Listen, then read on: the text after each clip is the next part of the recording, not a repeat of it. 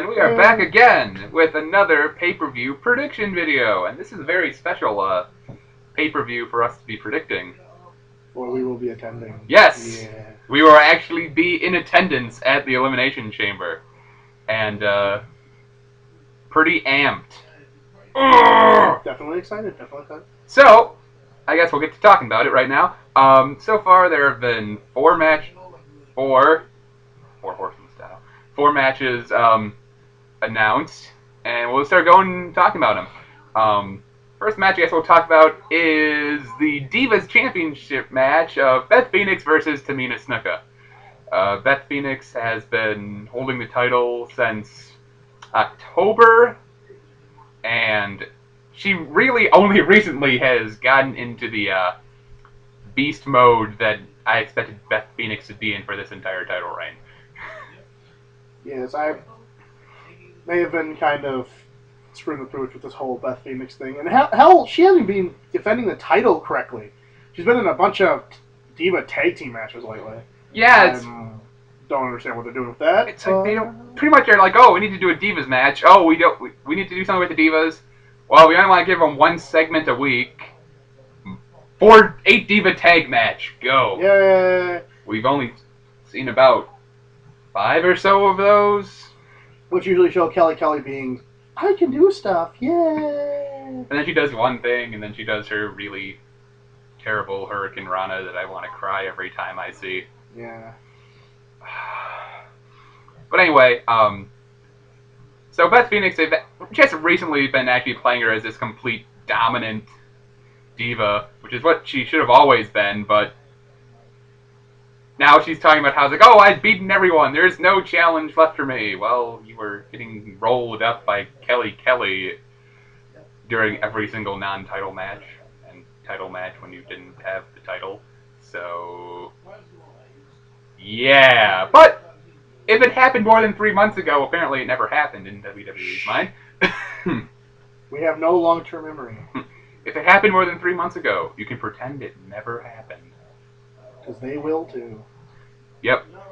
But I'm pretty much going with Beth Phoenix. I really can't see her losing this. I actually have a change. I'm going to say Tamina's going to win due to karma shenanigans. The only reason is she's going to get Beth's going to get disqualified. Oh, okay. Well, actually, Beth might win it for disqualification, but, regardless, maybe Karma will just shenanigan, come in, beat the crap out of Tamina, making Beth lose, and then she just plants Beth into the mat and then leaves. Because it's Karma. And since she's now back because of the Rumble, so they've got to do something with her, and this will add in very strongly with Beth, no one can challenge me. So I'm assuming Karma shenanigans in some way, shape, or form, so regardless, it's probably going to end in disqualification. Yeah, I assume that's where they're heading with Beth versus Karma. It's the only thing that really makes sense. But, so yeah, I think that's where I'm going. I'm going to go with Beth to win clean and then Karma shenanigans to happen after the match. Alright, next we have the Wambulance match! Oh, yeah! That is really annoying, and I apologize. But it's John Cena versus Kane in the first ambulance match in, like, 9 years. I think it was, like, Survivor Series 2003, where it was Kane versus Shane. We see a consistent pattern of Kane being in ambulance matches. He likes to hurt people, apparently. I wonder why. So, ambulance match. That's interesting. Yeah. First off, who thought of an ambulance match? Unless there's Johnny Ace, apparently. But concept is Mr. Excitement. Is there a disqualification? No. Okay. Which is probably what they're going for. I guess they wanted to go with some kind of a no DQ match, but they wanted to do something, I guess, really random, so they did an ambulance match and had to work in really awkward ambulance angles this past week on Raw, like with Eve getting kidnapped and put in an ambulance and Ryder getting injured. Ryder's gonna show up in a body cast before too long. Yeah, that crazy kid in a bubble. Zack Ryder's new gimmick. He will just show up every week with increasing amounts of casts and braces. And still don't know how to walk in them. Yeah. We have props to you, Zach, but you need to learn how to walk in crutches. Yeah. So, I don't know, I guess there really isn't a whole lot to say about this match. I mean, it's an ambulance match, which is really random. I would assume Cena's going to win because I doubt they're going to have him lose to Kane the pay-per-view before he goes to face The Rock.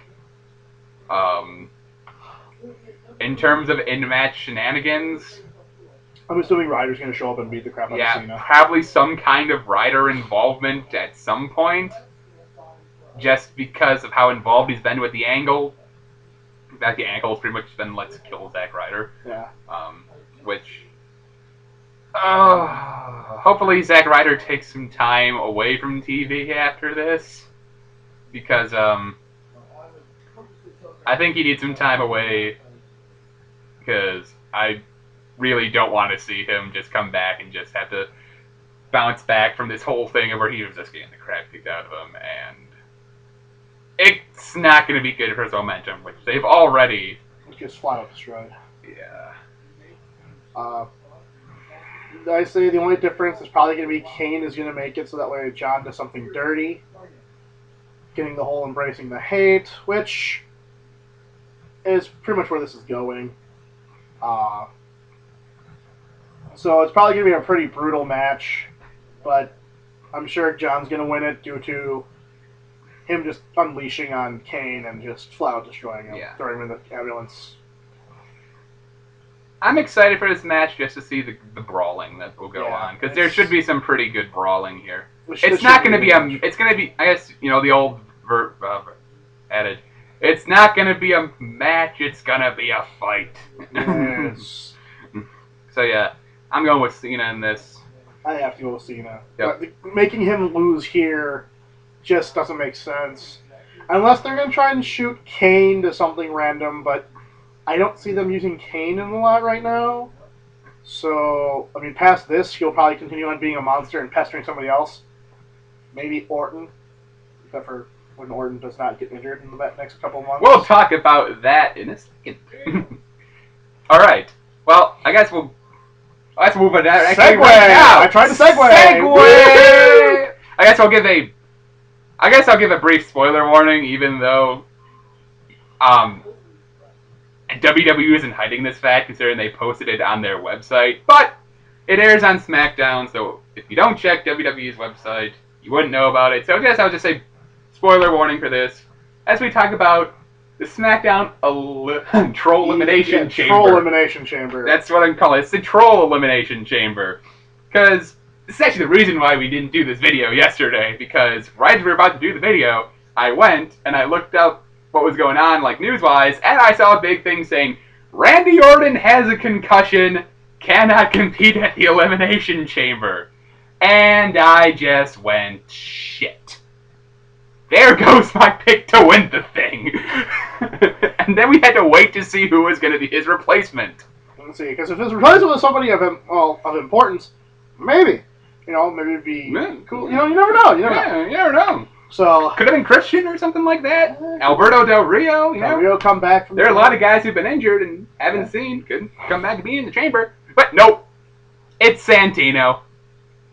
Which, you know what I'm going to say? I love it. I'm excited to see this man hopefully take a wasteland by doing the salute. That'd be the best thing ever. Okay, I'm just going to give this about Santino. Alright. Reasons why I'm cool with Santino being in the match. Because there are a lot of people who are really angry about this. First of all, he's filling in for Orton. Essentially, seeing as he was coming in the week before the match and filling in for somebody who was a big favorite to win, they need to rework the match. And since he's coming for someone who was a big favorite, he obviously was not anywhere involved with the original plans, which tells me, first he was going to play Orton, replacing Orton has 0 chance of winning. So, they don't need to put someone in there who they're going to make look bad, or someone who really needs to look like they have a legitimate shot. And frankly, there aren't a lot of people who do look like that. Because let's see who we have. Mark Henry's hurt. Christian is hurt.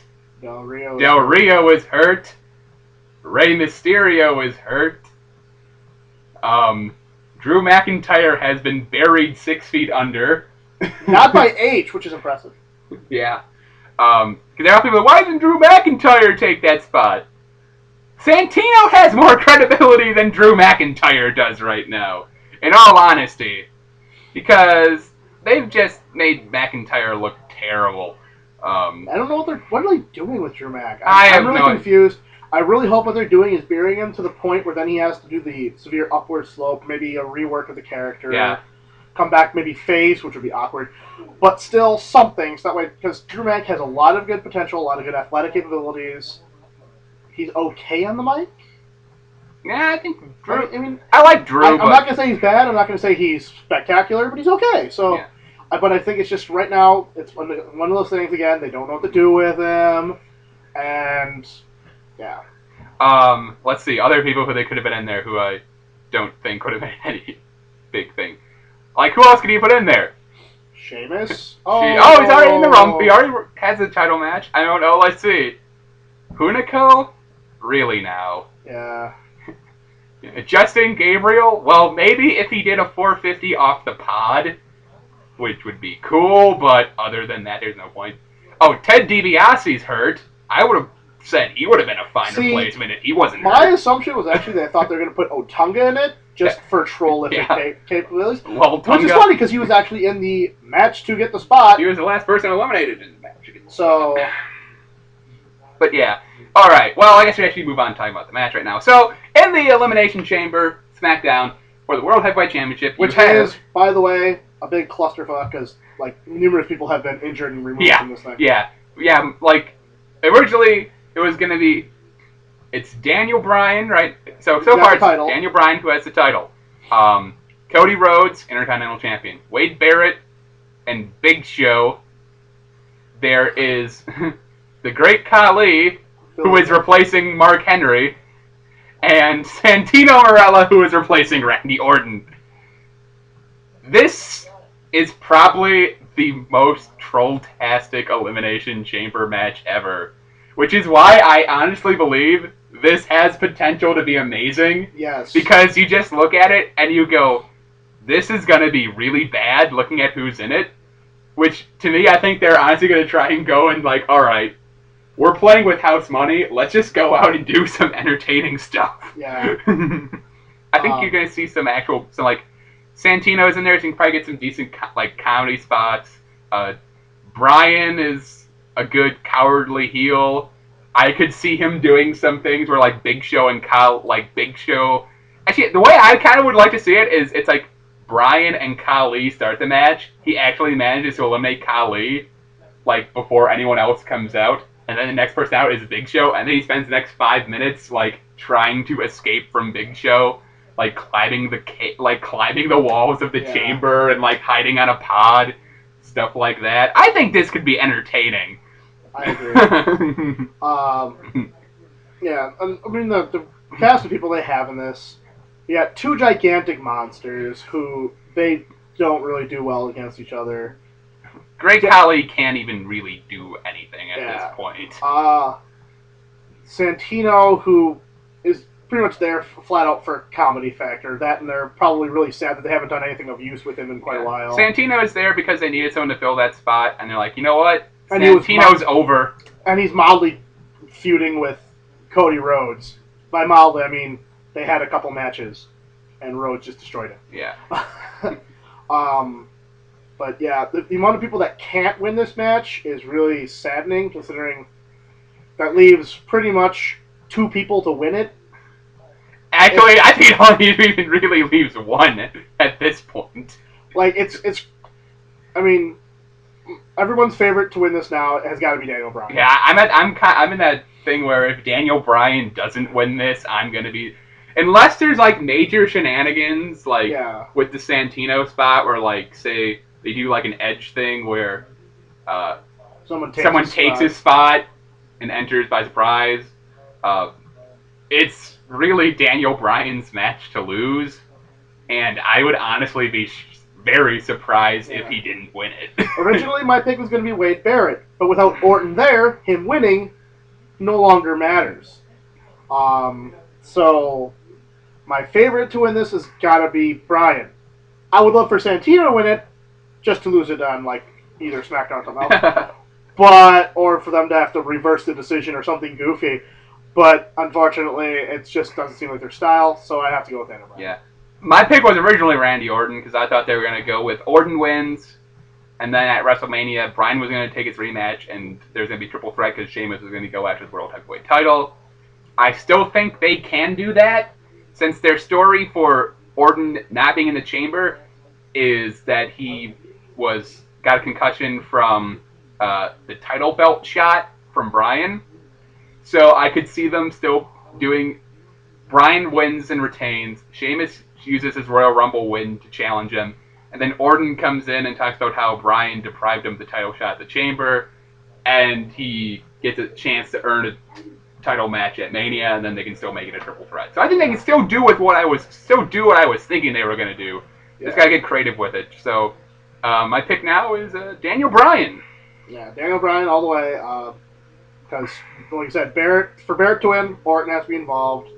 Yeah. Big Show, I think this is pretty much the end of his feud with Bryan for the most part. He's going to move on to Shaq, apparently. Khali and Santino are pretty much their filler, and Cody currently has the Intercontinental title, and I don't think they want him to really pull off the Ultimate Warrior joke. Yeah. So, yeah, it's got to be that. Yeah, Daniel Bryan is essentially the pick by default here. Finally, the Raw Elimination Chamber. This one is full of awesome. Yep.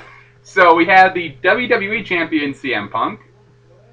We have Chris Jericho. We have The Miz. We have R-Truth. We have Kofi Kingston. And we have Dolph Ziggler. I am excited for this. Because I love all the people that are going to be in this match. Yep. They've been building all of them well, except for Miz, but they've been burying Miz for Miz to build himself, which is perfect. Which we'll see. So we'll see what they do with that. We'll see what Miz can do. Truth, of course, has gone crazy face, and everyone loves him for it. Truth is one of my favorite guys right now. I love him. And if you saw Raw on Monday, he decided to turn the Elimination Chamber debate into a presidential debate, and said that if he wins, he was going to trade off Dolph Ziggler and Vicky Guerrero for Hornswoggle and a box of spiders. You can't beat this. He's really over with the fans right now. They can say pretty much everything he wants, and they'll let him do it. In ring, he got a win over Dolph Ziggler through roll-up shenanigans, but still got it. So they're making him look decently strong. Kofi is in here for high-flying shenanigans. There's going to be at least one or two really crazy high spots with Kofi. Because they're turning Kofi into the new John Morrison does crazy crap off stage or off of everything. So he's trying to one-up that. Mm-hmm. Definitely some kind of, off-the-pod shenanigans from also, Kofi. I see that they're pushing Kofi past the mid-card title right now. We'll see how long that goes. We see how long that goes. I would like to see him sustain himself in like a higher mid-card. I don't know if Kofi...